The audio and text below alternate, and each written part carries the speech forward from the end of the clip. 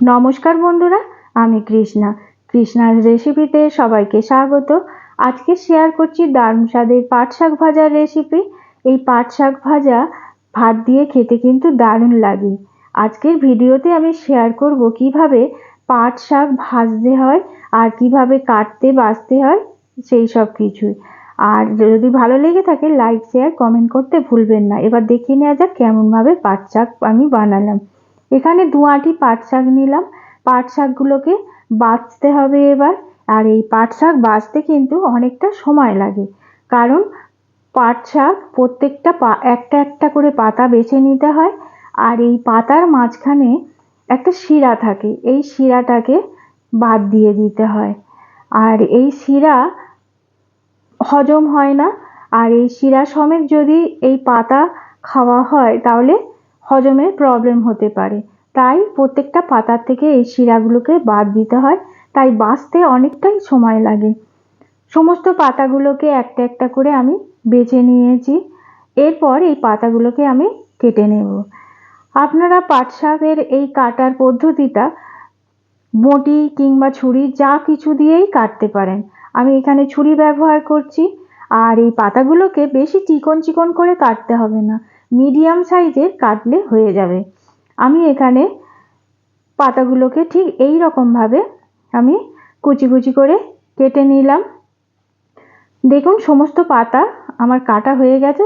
আর ঠিক এই রকমভাবে আমি সমস্ত পাতাগুলোকে কেটে নিয়েছি। এরপর আমি একটা ঝুড়ির মধ্যে নিয়ে নিলাম আর জল দিয়ে ভালো করে ধুয়ে নিয়েছি। এবার জল ঝরিয়ে নিতে হবে বেশ অনেকক্ষণ। এরপর আমি নিয়েছি এখানে 4খানা পেঁয়াজ। পেঁয়াজগুলোকে কাটতে হবে। পেঁয়াজগুলোকে আমি একদম পাতলা পাতলা করে কাটিনি, মিডিয়াম সাইজের কেটে নিয়েছি, কারণ ভাজার সময় যেন একদম গলে না যায়, একটু মুখে পড়লে শাকের সাথে খেতে দারুণ লাগে। এরপর 4টে নিয়েছি রসুন কোয়া আর হামানদিস্তাতে ভালো করে থেঁতো করে নিলাম।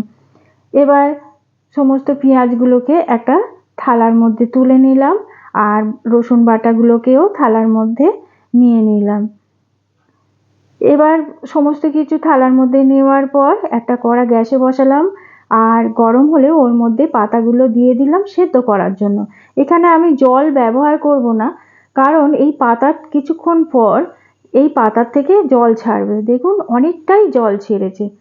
এই জল যতক্ষণে শুকোবে ততক্ষণ পর্যন্ত এই শাকটাকে কড়ার মধ্যে দিয়ে সেদ্ধ করতে হবে। আর দিয়ে দিলাম 1 চামচ নুন। এখানে শাকের পরিমাণ মতো আমি নুন দিয়েছি। দেখুন সমস্ত শাকের জল শুকিয়ে গেছে। শুকনো হয়ে গেলে এবার আমি একটা পাত্রে ঢেলে নিলাম। ওই কড়া পরিষ্কার করে আবার গ্যাসে বসালাম। গরম হলে দিয়ে দিলাম প্রায় 4 টেবিল চামচের মতো সর্ষের তেল। এই রেসিপিটা আমি সর্ষের তেলেই বানাবো। আর দিয়ে দিলাম একটা লঙ্কা 2 টুকরো করে। আর একটু ভেজে নিয়ে দিয়ে দিলাম টুকরো করে কাটা পেঁয়াজ। পেঁয়াজগুলোকে এবার খুব ভালো করে ভেজে নিতে হবে। একটু ভাজা ভাজা হলে প্রায় 2-3 মিনিট ভাজার পর মাঝখানে একটু জায়গা করে নিয়ে ওর মধ্যে দিয়ে দিলাম থেঁতো করা রসুন। রসুনগুলোকেও লাল লাল করে ভেজে নিতে হবে, তারপর পেঁয়াজের সঙ্গে মিশিয়ে নিতে হবে। পেঁয়াজ লাল লাল করে ভাজা হয়ে গেলে এবার সেদ্ধ করা পাট শাক ওই পেঁয়াজ রসুনের মধ্যে দিয়ে দিলাম আর ভালো করে নাড়িয়ে চাড়িয়ে নিলাম। আর ওর মধ্যে দিলাম 1 চামচ চিনি। চিনি দিলে এর টেস্ট খুব ভালো লাগে। আপনারা দিতেও পারেন, নাও দিতে পারেন, দিলে কিন্তু খেতে খুব ভালো হয়। তারপর শাকের সাথে ভালো করে মিশিয়ে নেব। রেডি হয়ে গেল দারুণ স্বাদের পাট শাক ভাজা। এই রেসিপিটা গরম ভাত দিয়ে খেতে দারুণ লাগে। আর আমার এই রেসিপি যদি ভালো লেগে থাকে লাইক শেয়ার কমেন্ট করতে ভুলবেন না। আর রেসিপি ভিডিও দুটোই ভালো লেগে থাকলে চ্যানেলটাকে সাবস্ক্রাইব করে দেবেন প্লিজ। আর চ্যানেলের পাশে থাকা বেল আইকনে প্রেস করে দেবেন, নোটিফিকেশন সবার আগে পৌঁছে যাবে। সবাই ভালো থাকবেন, সুস্থ থাকবেন, নমস্কার।